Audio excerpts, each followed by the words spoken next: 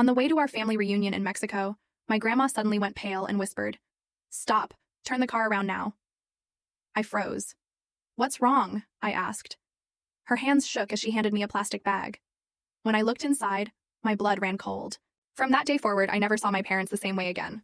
I used to think my family was just complicated. A bit cold, a little obsessed with money. But I was wrong. So wrong. Because 7 years ago, I discovered a secret so dark, so betraying, it turned my whole world upside down and forced me to choose between my own parents and the only person who ever truly loved me. My name's Marco, and I'm 34 now. I own a little mechanic shop here in Flagstaff, Arizona, a place where the air smells of pine and the San Francisco peaks watch over everything. My life's pretty simple these days, the clatter of tools, the scent of engine oil, and quiet evenings. But this story isn't about this Marco. It's about the 27-year-old me, when everything in my life veered off a cliff I never saw coming. I grew up in a Mexican-American family where tradition and family duty were sacred, at least in name. My dad, Mateo Navarro, ran a big construction company, a legacy from my grandfather. My mom, Adriana, was a homemaker, but don't let her gentle smile fool you. She was the sharp, calculating mind behind every penny. They lived in Scottsdale, a wealthy suburb where lavish homes with golf courses and swimming pools were just normal. And then there was me, the odd one out. From day one, I never fit in. My parents wanted me to be a businessman, to take over the company. But all I ever wanted to do was take things apart, fix them. A neighbor's rusty bike, a broken-down truck engine. I loved working with my hands, building something without relying on the Navarro name or our family's wealth. To them, I was a stranger in my own home, a failure, a blemish. "Marco, you can't live like a mechanic your whole life," my dad once roared at dinner. I just bowed my head, swallowed the angry words bubbling up, and walked away. Right after high school, I moved out, took some technical courses, and found work in Flagstaff. Visits home were rare. Not because I didn't want to see them, but because I could feel their coldness, their shame. "You should learn to network, Marco," my mom would say, her voice soft but sharp as a knife. "You can't keep living like a loner." I'd just offer a weak smile, nod, and find an excuse to leave early. The only person who ever made me feel like I belonged was my grandmother, Beatrice. She lived with my parents in Scottsdale, a tiny woman with snow-white hair, her eyes radiating both kindness and an unbreakable spirit. She'd tell me stories about my grandfather, about building a life from nothing in Mexico. But even in that grand house, I could tell she didn't truly belong. There was this invisible wall between her and my parents, like they kept her there out of duty, or for something else I couldn't quite grasp. When I did visit, Grandma would pull me out to her small flower garden in the backyard. She'd point out each cactus, each cluster of wildflowers, sharing tales I'd heard 100 times but never tired of. "Marco, you're like your grandfather," she'd say, her voice warm and steady. "He too liked to do things himself, without waiting for handouts." Those words were like a balm, soothing a wound I didn't know how to heal. But they also made me sad. If I was like him, why did my parents see me as such a failure? Their relationship with Grandma wasn't exactly smooth either. I'd overhear hushed arguments, fragments about my grandfather's estate, the land in Mexico, shares in the construction company, the large Scottsdale house, all still in my grandmother's name. Grandfather had left everything to her, not my father. That was clearly a massive thorn in their side. "You should think about the future, about dividing the assets fairly," my dad once said at dinner, his voice calm but laced with venom. Grandma just smiled, saying nothing, but I saw a fleeting sadness in her eyes. I didn't care about the money, I just wanted to live my life. But deep down, I felt this void, a profound sense of not belonging, of not being truly loved. Then, one autumn afternoon when I was 27, my mom called. Her voice was gentle, but I knew instantly something was wrong. "Marco, I need you to come home this weekend. There's a family matter we need to discuss." I frowned, a wrench still in my hand, the garage smelling of oil. "What's going on, Mom?" I asked cautiously. "Just come and we'll talk," she said, then hung up. I stood there, staring at the phone, a prickle of unease creeping into my heart. I had no idea that trip home would change everything. I drove to Scottsdale that weekend, the highway a blur of red earth and sparse pines. The distance between Flagstaff and Scottsdale wasn't just miles. It was a world apart, a world of luxury, extravagant parties, and fake smiles. I pulled up to their Spanish-style villa, took a deep breath, and braced myself. Grandma opened the door, her kind smile immediately easing some of my tension. "Marco, you're here," she exclaimed, hugging me tight. That warmth, that genuine embrace, was so rare in this house. "Are you okay, Grandma?" I asked, searching her eyes. She nodded, but I saw a flash of sadness. I'm fine, dear, just old and sometimes tired. Her voice was soft, but something about it made my stomach clench. My parents were in the living room, Dad flipping through a financial newspaper, Mom by the window, a glass of wine in her hand. Marco, you're here, my mother said, her voice light but utterly devoid of warmth.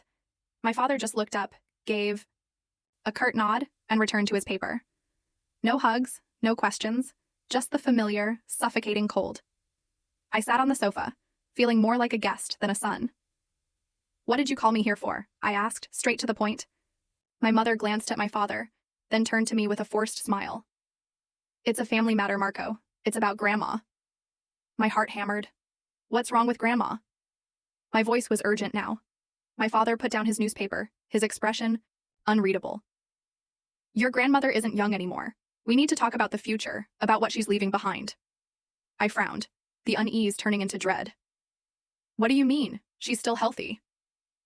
My mother chimed in, her voice sweet, but calculated. You don't understand, Marco. Your grandmother holds a lot. Houses, land, shares. We just want to make sure everything is arranged properly for the good of the family. I looked at my grandmother, sitting quietly in the corner, her hands clasped tightly. She said nothing, just lowered her head, but I saw her fingers tremble. Something was terribly wrong. That evening, after a tense dinner, I found Grandma in the backyard, gazing at her wildflowers under the moonlight. I sat beside her. You seem sad, Grandma, I said softly. She turned to me, a faint smile on her face. You've always been perceptive, Marco. I just feel like things are changing. There are things I don't want to say out loud, but they make me uneasy. I wanted to ask more, but she placed a hand on my shoulder, shaking her head. Not now, my dear, but I'm glad you're here. That night, I couldn't sleep. Her words, my parents' looks, the stifling atmosphere. It felt like I was stepping into a chess game where I didn't know the rules. I had no idea that just a few weeks later, an unexpected trip would unravel everything. A few weeks later, back in Flagstaff, I was covered in oil, wiping my hands after a long day at the garage. My mother called again. Marco, can you arrange to take a few days off soon? Her voice was gentle, but I heard the urgency, like she was trying to hide something. What's going on, Mom? I asked, still holding the oily rag. It's the family reunion in Mexico, she said.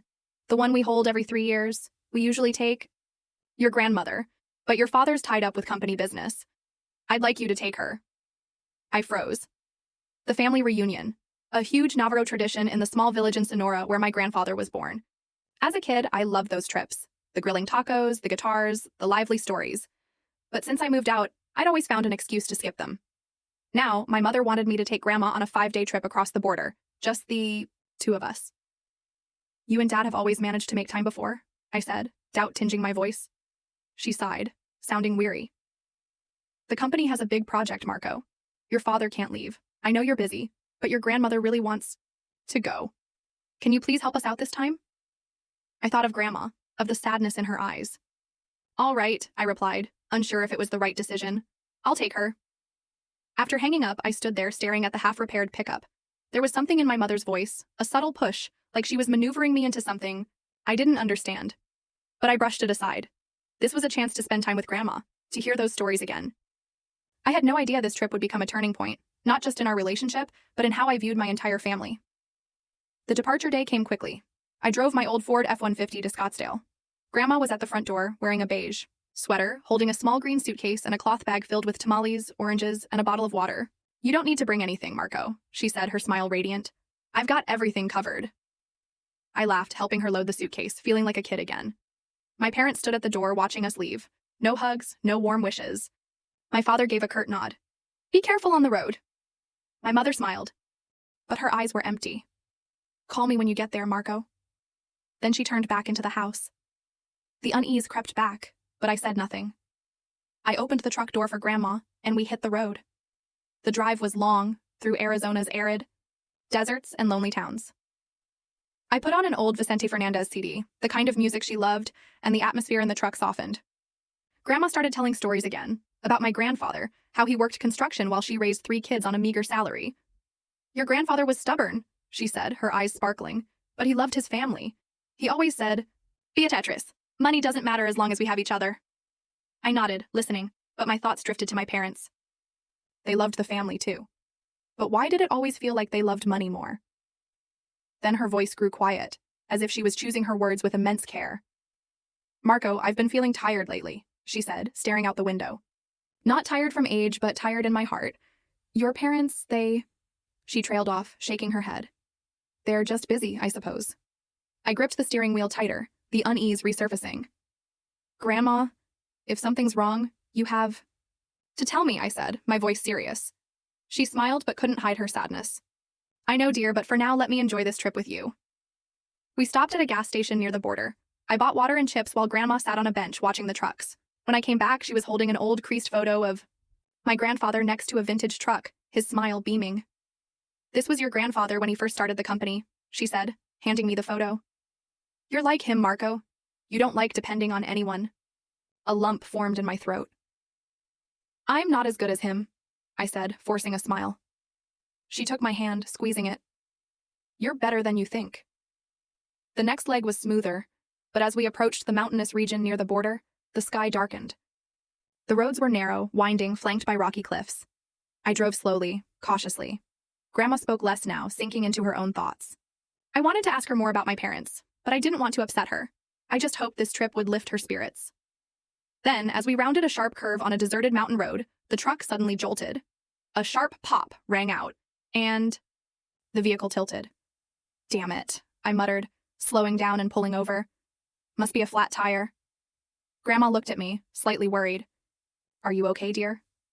I nodded, trying to keep my voice calm. "It's fine, Grandma. I'll change it in no time." I stepped out and checked the rear right wheel. Flat. A huge gash. I sighed, grabbed my tools, and started changing the tire under the dim glow of my flashlight. Grandma stayed in the truck, window rolled down, watching. "Be careful, Marco," she said, concern in her voice. I smiled, trying to reassure her. "I do this every day, Grandma. It's no big deal." But as I was tightening, "A bolt?" she suddenly spoke, her voice trembling in a way that chilled me. "Marco, come here and look at this." I stopped, wiped the sweat from my forehead, and walked to her side. She was leaning down toward the floorboard, holding a clear plastic bag filled with a suspicious white powder. Her eyes were wide with panic, her hands shaking uncontrollably. "What is this, Marco?" she asked, her voice almost choking. I took the bag from her, feeling its weight, easily 10 pounds. My mind reeled. The ground felt like it had just collapsed beneath me. "Grandma, where did you find this?" I asked, my voice faltering. She pointed under the passenger seat. "It was here, right under the seat." I bent down and saw it, tucked deep into a crevice, hidden, as if someone had deliberately placed it there. My mind raced. What is this? No, it's definitely drugs. There's no mistaking it. But where did it come from? Who put it in my truck, and why? I looked at my grandmother, trying to stay calm, but my heart was pounding like it might burst. "Grandma, I swear this isn't mine," I said, my voice trembling with anger and confusion. "I don't know where it came from." She looked at me, and her gaze wasn't one of doubt, but of a terrifying certainty, as if she'd just confirmed something she'd long suspected. "Marco," she whispered, her voice so low I had to lean in. "I don't think this was an accident." Her words hit me like a knife to the chest. A chill ran down my spine, not from the cold mountain night, but from the implication. Not an accident? What did she mean? Was someone deliberately trying to set me up? I grabbed my phone, my hands shaking so badly I nearly dropped it. I called my mother, my voice laced with panic. "Mom, what's going on? There's a bag of drugs in my truck. Do you know anything about this?" There was a long pause, then her response, so surprised it felt rehearsed. "Marco, what are you talking about? I don't know anything about that. How could something like that be in your truck?" I demanded she pass the phone to my father, but he denied everything, his voice eerily calm. "Calm down, Marco, it's probably a mistake. Maybe a customer left something in your truck at the garage." "A mistake?" I shouted, unable to hold back. "Dad, this wasn't left behind. It was hidden under the seat, and it's a lot, almost 10 pounds. But he just repeated, his voice cold as ice. "Stay calm. Deal with it and keep going. Don't worry your grandmother." I hung up, gripping the phone so tightly my knuckles turned white.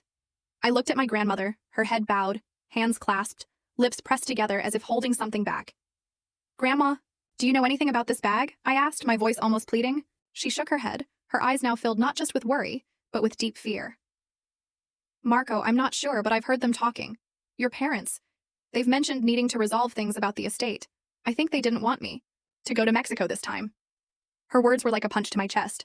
I stood frozen, my mind spinning. Resolve the estate. This bag of drugs. Could it be connected to my parents? The thought drove me to the edge of madness, but I couldn't dismiss it. Too many things didn't add up. The sudden flat tire, the bag hidden under the seat, and the fake tone in my parents' voices. I tucked the plastic bag into my jacket, trying to stay composed. "Grandma, I'll finish changing the tire and we'll keep going," I said, my voice firm. "But I need you to tell me everything. If there's something dangerous, I need to know." She nodded, her eyes still anxious. "Be careful, Marco," she whispered. "I don't want to lose you." I went back to changing the tire, but my mind was no longer on the task. I thought about my parents, about their hints at Grandma's estate, about how they looked at me like an inconvenience. Could they really do something to harm her? Or even me? That bag. If we were stopped by the police, if they found it, I'd be arrested, and Grandma would be implicated. The thought made my blood boil. I tightened the bolts harder, channeling my anger into each turn of the wrench. When the tire was finally changed, I got back in the truck but didn't start it right away. I looked at Grandma, searching for the right words. "Grandma, I don't know what's going on, but I promise I'll protect you. If Mom and Dad, if they're doing something, I won't let them win." She took my hand, squeezing it tightly. "I trust you, Marco," she said, her voice trembling. "But from now on, we have to be careful. Very careful." I started the truck, headlights illuminating the dark mountain road. But in my heart, the darkness was even thicker. I didn't know what awaited us in Mexico, or what was happening within my own family. But one thing I knew for certain: that bag wasn't there by accident, and I would find out the truth, no matter the cost. I gripped the steering wheel, eyes fixed on the winding road, my mind a whirlwind. "Grandma, are you okay?" I asked. She nodded, but her hand still clutched her sweater. "Marco," she said, her voice low but firm. "We need to talk." I slowed down, pulling over. She looked at me, her eyes glinting with a strange mix of pain and resolve. "Marco, I don't want to believe it, but I think your parents are planning something. Not just against me, but against you, too." Her words were another knife plunging into my heart. I'd suspected as much, but hearing her say it out loud made it all too real, too terrifying. "What do you mean?" I asked, trying to keep my voice steady. She sighed, her gaze drifting into the darkness. "Lately, your parents have been talking a lot about your grandfather's estate. They say the company is struggling, that they need money, that I should sign papers to sell land in Mexico. I refused because it was your grandfather's life's work. But they didn't stop. They started saying things that scared me." I frowned, anger rising. "What did they say?" She shook her head as if reluctant to recall. "They hinted that I'm old, not in my right mind anymore, that someone might need to manage the estate. For me. One time I overheard your father telling your mother that if I wouldn't sign, they'd find another way. And then this bag." She pointed to my jacket pocket, her voice trembling. "Marco, I think they're trying to harm us." My blood boiled. 10 pounds of drugs. If the police found it, I'd face at least 10 years in prison. My whole body felt like it was on fire. All I wanted was to turn around, drive back to Scottsdale, and confront them. But I looked at Grandma, shivering in her thin sweater, and I knew I had to stay calm. "Grandma," I said firmly, "I won't let them hurt you, but we need a plan." She nodded, her eyes now filled with trust. "Tell me, Marco, I'm listening." I took a deep breath, trying to organize my jumbled thoughts. The drugs were a massive threat. I couldn't let us be caught. But if I threw the bag away, I'd lose evidence. And if my parents were truly behind this, I needed proof to expose them. "Grandma, I have an idea," I said, my voice low but resolute. "We'll keep going to Mexico, but you'll go to the reunion alone. I'll drop you off in a nearby town, find a bus or someone trustworthy to take you the rest of the way. I'll head back to Scottsdale and figure out what's going on." She looked at me, her eyes full of worry. "Marco, that's too dangerous. If your parents are really—" She trailed off. I took her hands, squeezing them gently. "I'll be careful, but you need to be safe first. I won't let them touch you." She was silent for a moment, then nodded. "All right, Marco, but you have to promise me you won't get hurt." I smiled, though my heart was heavy. "I promise." But we both knew that promise wasn't easy to keep. We drove for another hour, reaching a small town called Nogales, just across the border. It was livelier than I expected, with souvenir shops and bus stations. I found a clean bus terminal with direct routes to Sonora.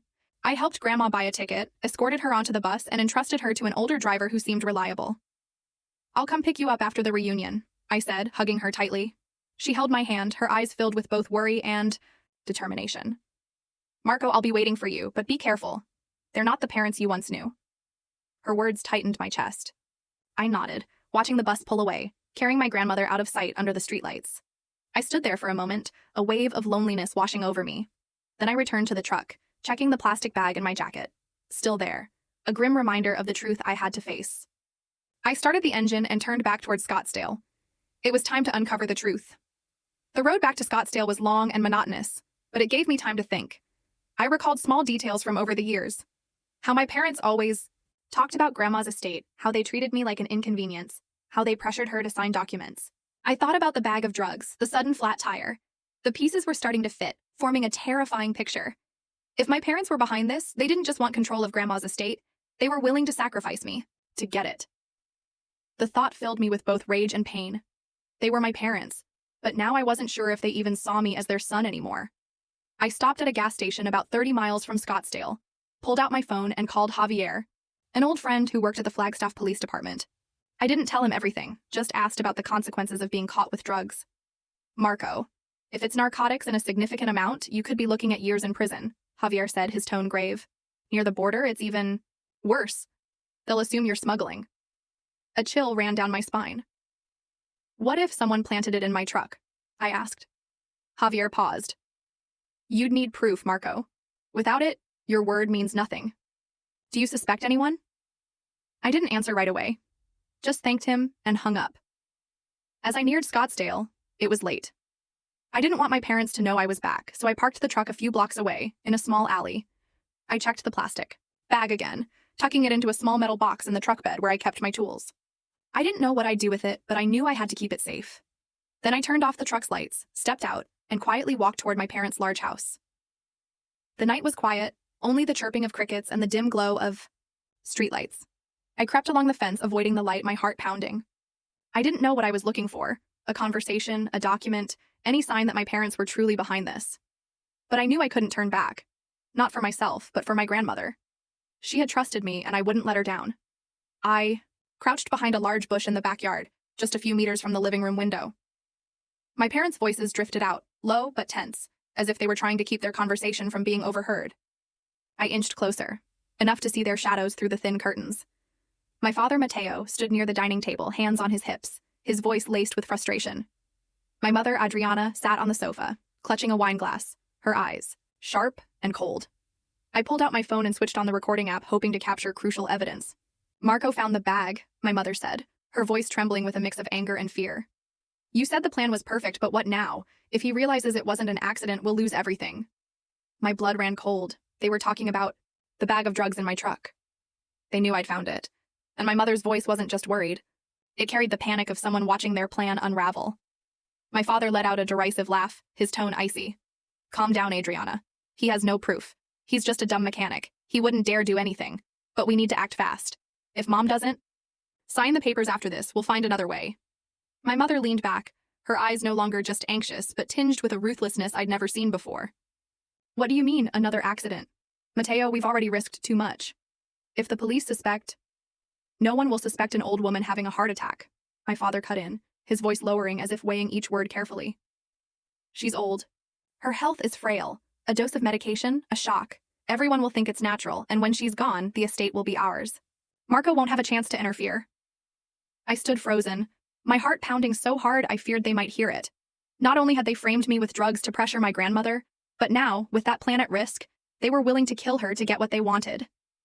I clenched my fists, my nails digging into my palms until they stung. Rage surged within me, but I knew I had to keep a clear head. I took a deep breath, stepped onto the porch, and knocked. The sound echoed in the night, firm and deliberate. My mother opened the door, her eyes flickering with surprise before quickly turning wary. Marco, what are you doing here? You're supposed to be in Mexico with your grandmother. I stepped inside without waiting for an invitation, my voice cold. I need to talk to both of you. My father emerged from the living room, holding a glass of whiskey, his eyes sharp as knives.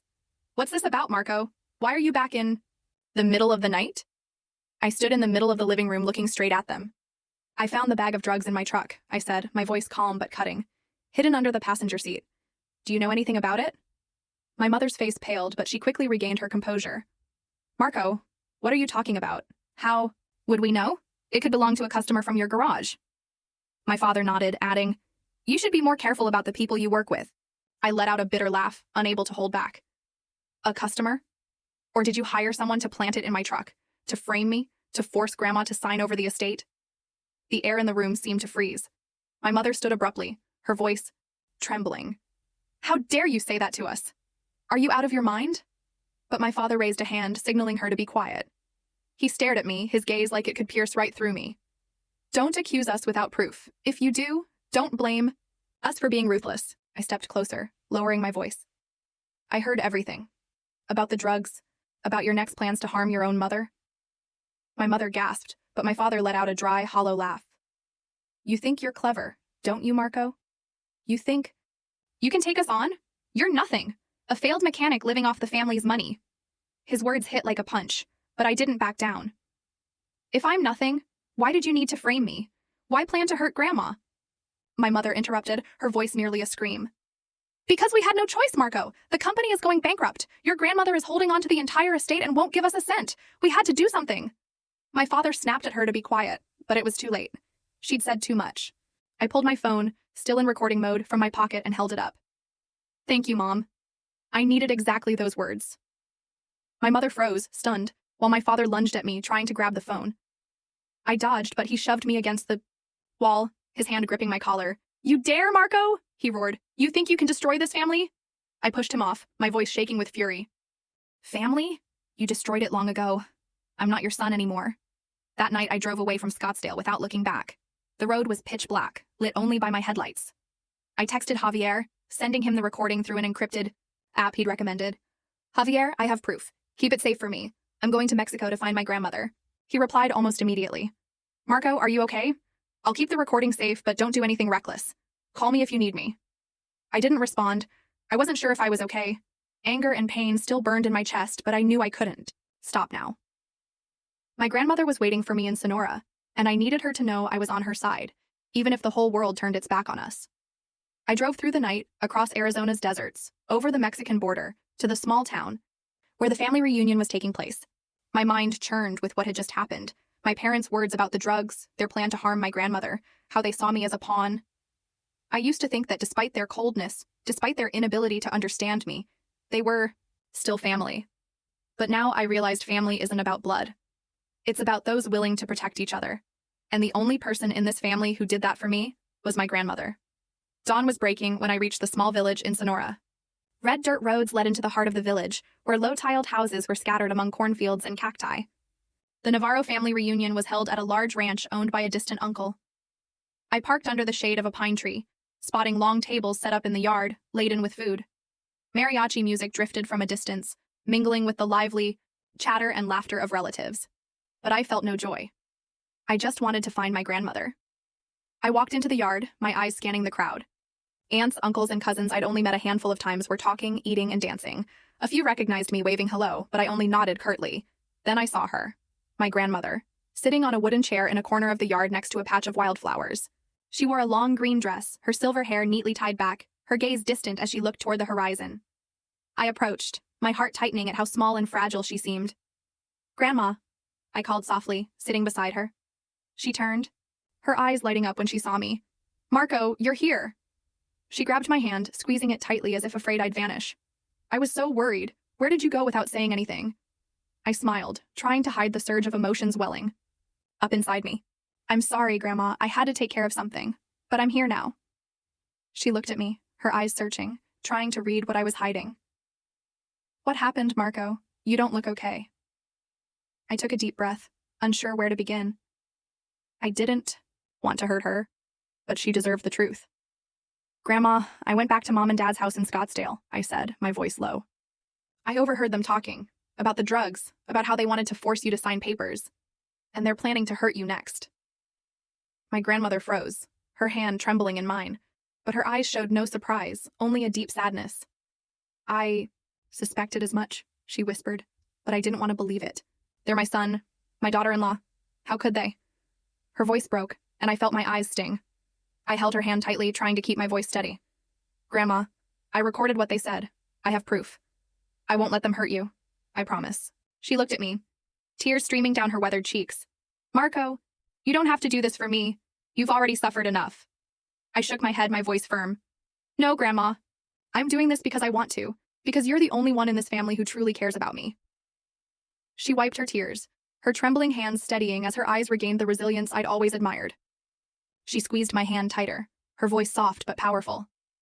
Marco, listen to me. You've done so much already.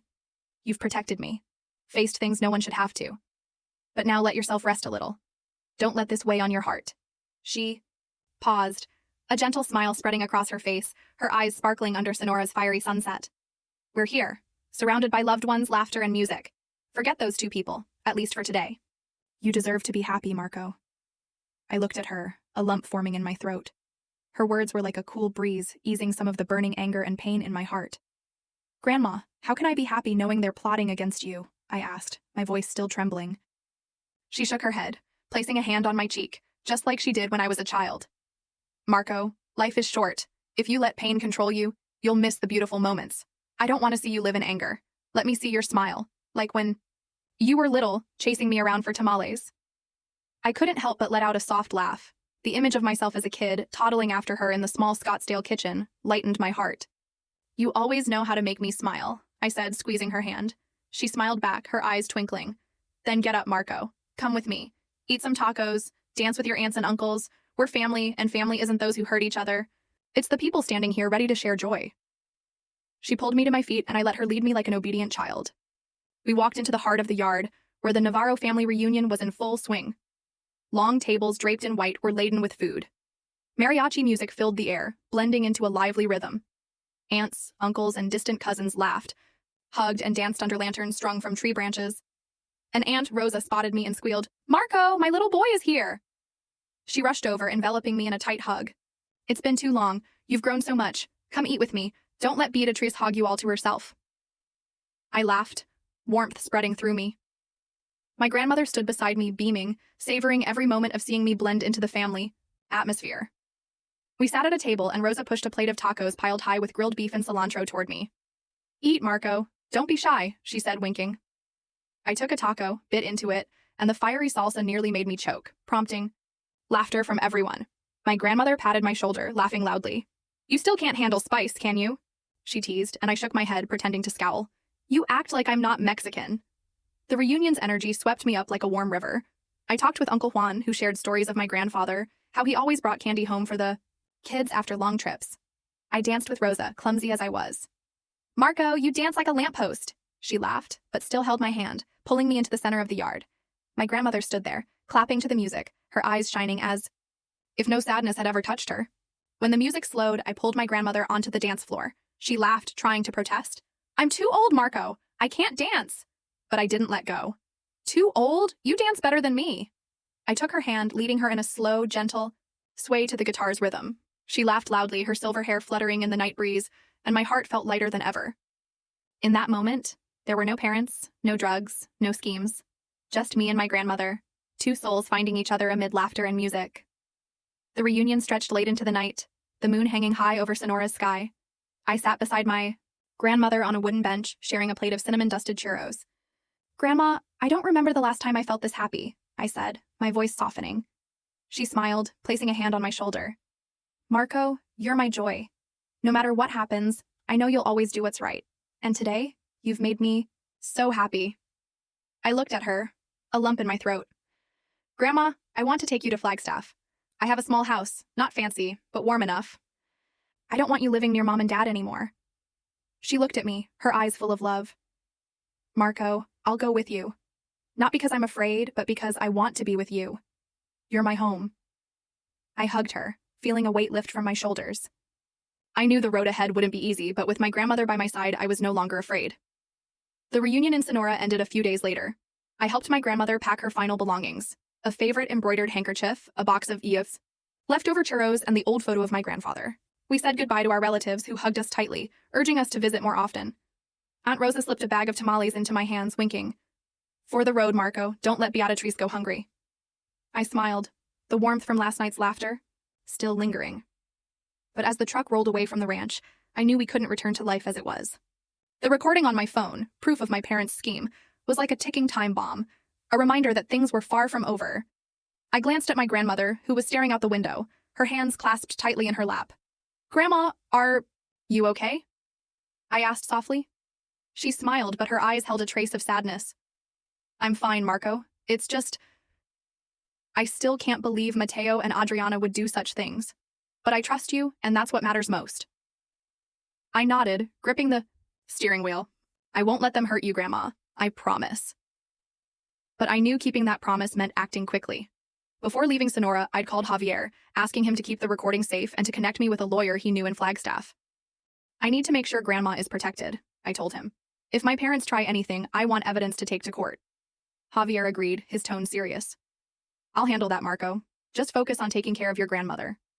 The drive from Sonora to Flagstaff was long and tiring, but I didn't feel weighed down. My grandmother shared old stories about her and my grandfather's youth, how they used to dance under the moonlight in this very village. I listened, laughed along, and felt like each story was a brick building a new home for us. But I knew before, we could start new. I had to return to Scottsdale one last time, to collect my grandmother's belongings and face my parents. We arrived in Scottsdale late in the afternoon, the golden sunlight glinting off the luxurious houses. I parked in front of my parents' house, my heart pounding. Grandma, do you want to stay in the truck? I asked, worried she'd feel uneasy seeing them. But she shook her head, her eyes resolute. No, Marco, I'm coming with you. I want them to. No, I'm not afraid. I nodded, admiring her strength. We stepped out of the truck, her hand in mine, and I felt bolstered to face whatever lay ahead. I knocked on the door, and my mother opened it, her eyes flickering with surprise before turning, wary.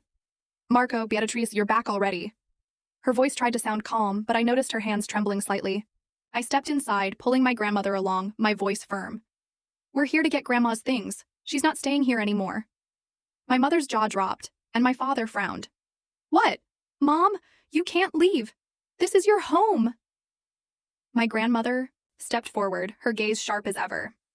Mateo, Adriana, I stayed here because I thought you needed me, but I was wrong. You didn't need me. You needed my money. Marco is the only one who truly cares about me, and I'm going with him. The room fell silent, the air thick with tension. My mother tried to say something, but my grandmother raised a hand, stopping her. Don't say another word, Adriana. I know. Everything. About the drugs, about your plans.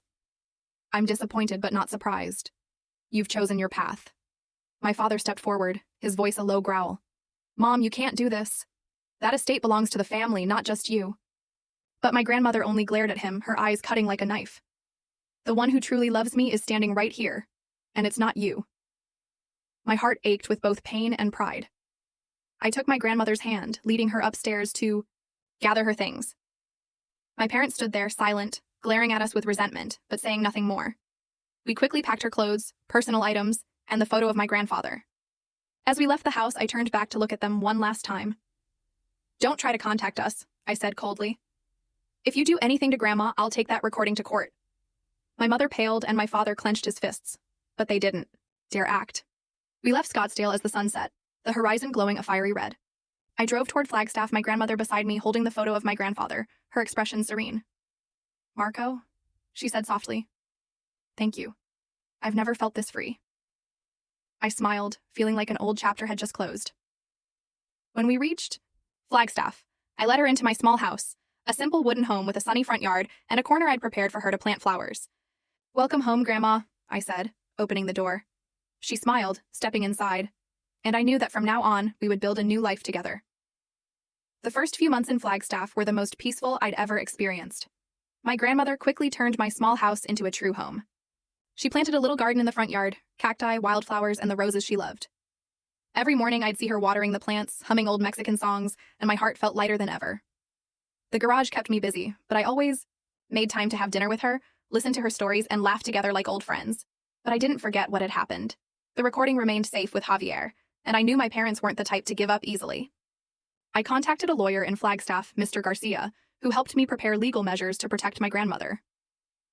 Marco, that recording is enough to press charges if your parents try anything, Mr. Garcia said, his tone serious.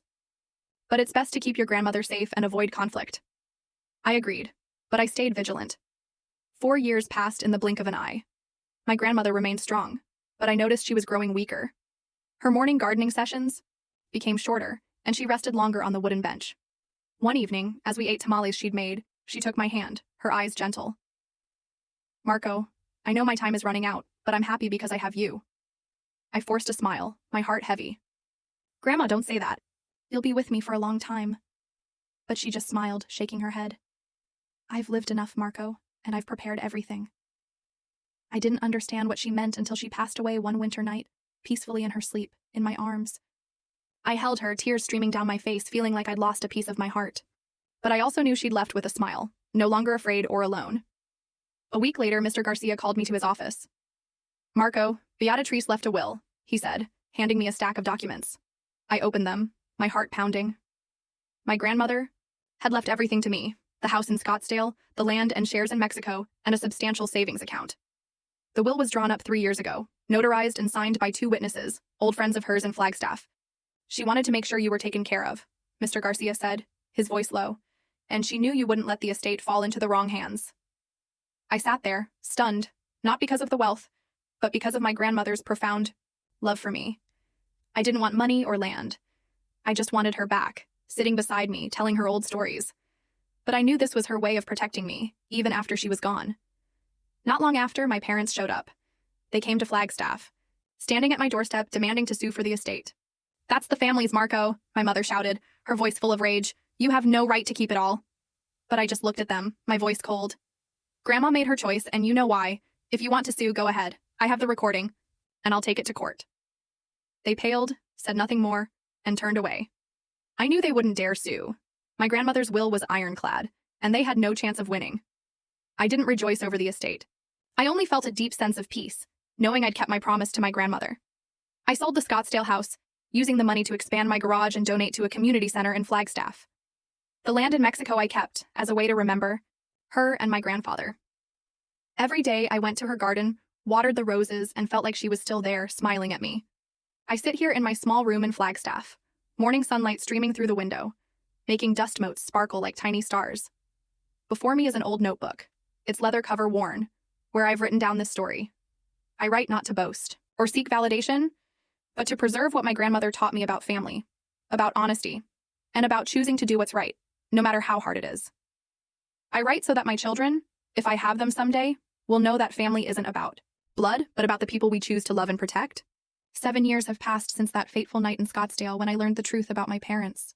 7 years since I took my grandmother away from a house filled with schemes and calculations to start a new life in Flagstaff. 4 years since she passed, leaving me not just an estate, but a priceless lesson. That a person's true value lies not in what they own, but in what they're willing to sacrifice for others. I still work at the garage, now expanded with 3 employees. And a small corner I turned into a cafe where customers can sip coffee while waiting for their cars. I named it Beatrice's Corner, in honor of my grandmother. Every morning when I open the garage, I see the wooden sign with her name, and I feel like she's still here, watching over me. Her garden still blooms in the front yard, the vibrant red roses reminding me of her gentle smile, of the days we sat together eating tamales and sharing stories. My parents never reached out again. After that final confrontation in Scottsdale, they vanished from my life, as if I'd never been their son. I heard their company went bankrupt not long after, and they moved somewhere in California. I didn't look into it further, not because I didn't care, but because I'd learned to let go. They chose their path, and I chose mine. I don't hate them. Hate would only weigh me down. As my grandmother once said, I only regret that they let greed blind them, costing them the most precious thing: family. Javier, my friend at the police department, still keeps the recording locked in his safe. "Marco, what do you want me to do with it?" He's asked me a few times. I just shake my head. "Keep it, Javier. If they come back, we'll need it. But I hope that day never comes. I don't want to live in the past. I don't want old schemes to define my life. I want to live the way my grandmother did, with kindness, resilience, and faith that everything will be okay, as long as we have each other." One summer afternoon, I sit on the wooden bench in the garden, holding the old photo of my grandfather she left behind. I look at him, a man with a radiant smile, standing beside an old truck, and I wonder if he'd be proud of me. I'm not a businessman like my father, not wealthy or prestigious, but I kept my promise to my grandmother. I protected her, gave her final years filled with peace and laughter, and I think maybe that's what he'd value most. I write these words, not to seek forgiveness or sympathy. I write to remind myself that no matter how hard life gets, we always have a choice. I chose to stand by my grandmother, not for wealth, not for glory, but because she was the only one who saw me not as a failed mechanic, but as a man with an honest heart. "Marco," she once said, "you don't need to prove anything to anyone. Just be yourself, and that's enough." The message I want to leave behind for my children, or anyone who reads these words, is this: family isn't something we're given. It's something we build. It's not in blood, but in the moments we choose to stand up for others, even if it means facing those closest to us. Greed may bring money, but it takes away what's most precious: trust, love, and the people we call family. I learned that from my grandmother, and I'll live by that lesson until the end of my days. I close the notebook, place it on the table, and step out into the garden. The roses are in full bloom, their sweet fragrance filling the air. I pick up the watering can, as my grandmother used to, and water each plant, each drop like a whisper, to her. Grandma, I'm still here, and I'll never forget you. I smile, feeling her somewhere out there, still smiling back, as she did in the days we were together. I don't know what the future holds, but I know one thing. I made the right choice. I chose my grandmother, and that was the most beautiful decision of my life.